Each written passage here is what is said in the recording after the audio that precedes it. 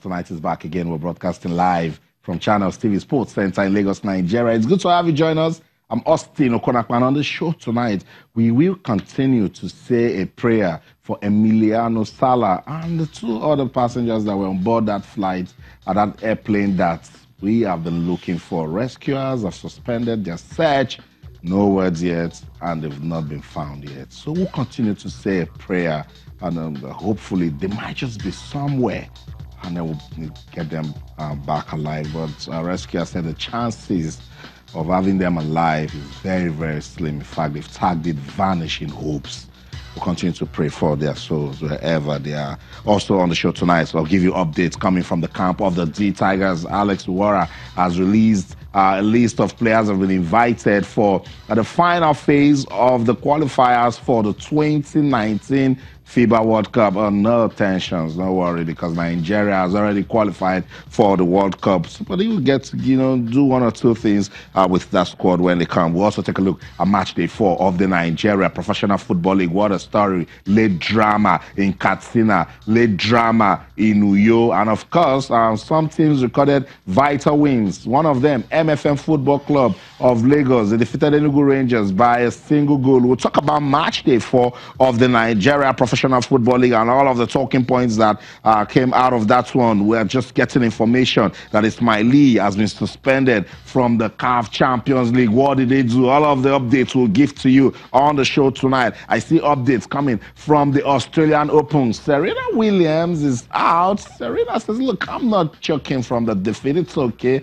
I did what I could do best, and then it's all for the love of the game. So we'll talk about the Australian Open. We'll take a look at the EFL Cup, our second leg fixtures. We will be going down. So much, of course, is going down, and we are here to do the discussion with you on the show tonight. So wherever you are in the world, we're inviting you to the Fun Factory. Yes, what are you talking about?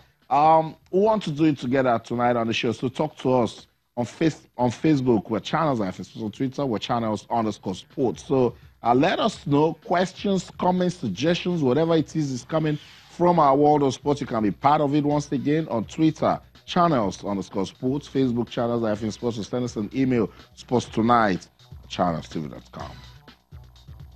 All our top stories can be viewed on our website, channelstv.com, and on YouTube /channelsweb. Log on to m.channelstv.com and download the Channels TV app for any of those devices as you see right there on your screen. Talk to us using the hashtag MPFL, hashtag pray for Sala. Yes, we'll continue to keep that hashtag going. Hashtag D Tigers, hashtag MPFL, very, very important. Hashtag Australian Open, and of course, hashtag CAF Champions League. Ismail, they have been expelled from the CAF Champions League.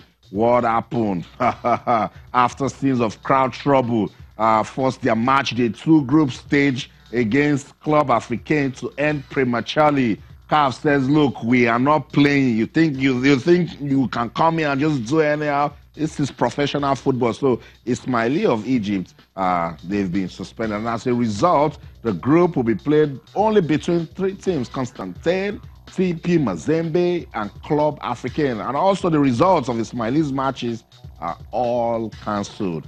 Clubs in the Nigeria Professional Football League. Do you understand what's going on right there?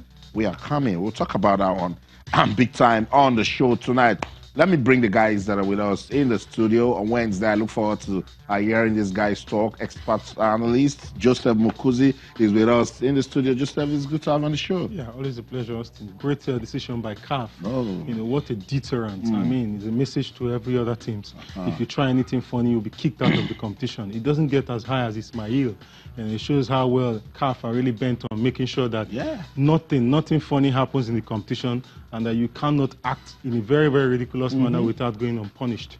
And for the MPFL, great result for Plateau United.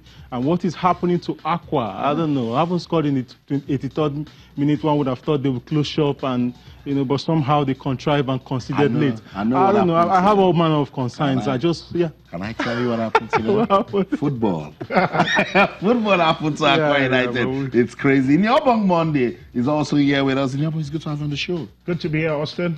Starting on the sad note, Emiliano Sala. And, you think about the young man. You think about the guy who's been around French league football for a while, played for different clubs. And just when you felt he was at the pinnacle of his career, he was at the peak of his powers, a disaster like this strikes. And like you said, we'll continue to hope, even against hope, that something very, very miraculous would happen and he will get a chance to play in the Premier League, because with the numbers he's amassed already this season, you want to see him test himself against Premier League defenders. Very, very sad. But and on the brightest side of things, you want to look at the MPFL, some stunning results happening here and there. Last weekend we had Kwara United in Yimba giving us an absolute spectacular 5-goal thriller, with Kwara United winning with the odd goal in 5. And this week, or the midweek fixtures, we have 4 in a year. And as a neutral, I would be excited. I would be excited. I know the Aqua United fans will not be very happy about this, but I would be excited that goals are going in. You know, teams are scoring more than just 1 goal away from home, and it's quite very impressive. That's right. So that's about the outlook of the show tonight, and whatever is dropping in our world of sports, we're going to pick it up and discuss it with you. Let me let you know what's going on. We just want to keep praying for Emiliano Sala. Yesterday, we opened up that hashtag, pray for Sala. We will continue to pray until they, and that was when he got into that aircraft, you know, until we get to hear a pleasant story. We're hoping for a pleasant story.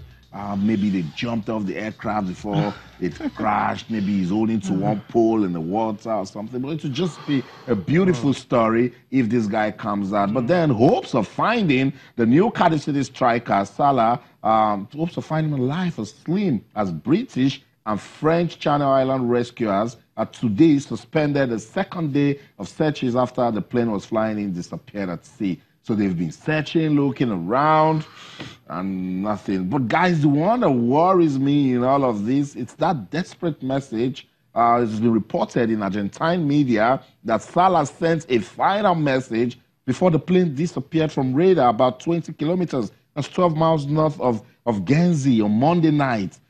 He says, according to him, I'm on a plane that looks like it's going to fall apart, and I'm leaving for Cardiff, the 28-year-old said in a rambling WhatsApp audio message.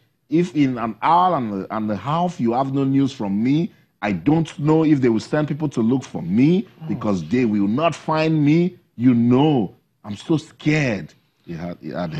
Austin, heartbreaking. And we all, you know, each time we fly, we have our concerns, you know, but I'm sure at that point, the plane must have started rumbling, you know, all manner of issues with the way, you know, the flight was going, and he sensed it and sent that desperate, you know, message to his parents. I really feel very, very sad. And the entire episode is really a tragedy. Painful.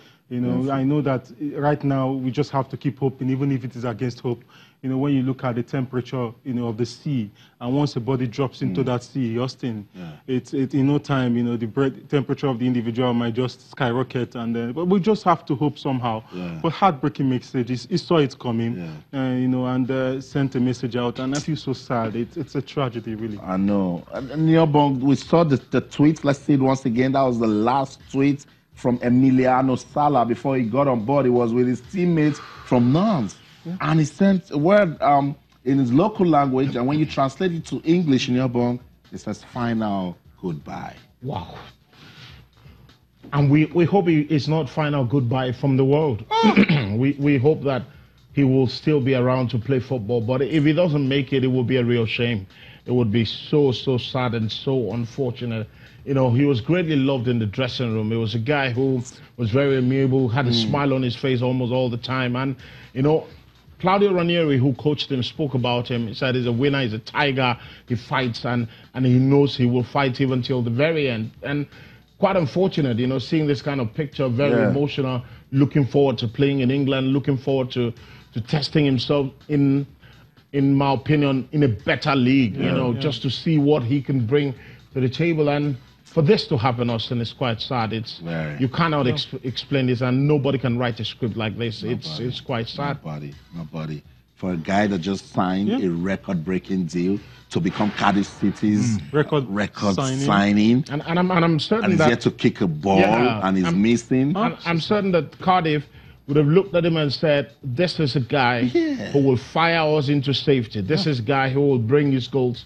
and keep us in the Premier League. And I'm sure if you see the love coming from the Cardiff City fans, it's just class. It's just absolute class from the Cardiff City fans. What they've done, they've had a vigil at the stadium. Fans going out there and laying their wreath, and they're showing so much respect and so much humanity. It's just brilliant. Joseph, and we can learn from it. That is for the love of the game. He's not yet, he hasn't kicked a ball for Cardiff City. And still a show of love. That tells you the power of sports right there. And with his former teammates in shock, that's his teammates at Nantes, they have postponed their French Cup tie against third-tier side and Tete Santos Saint Gretien on Wednesday. It was supposed to be today until Sunday.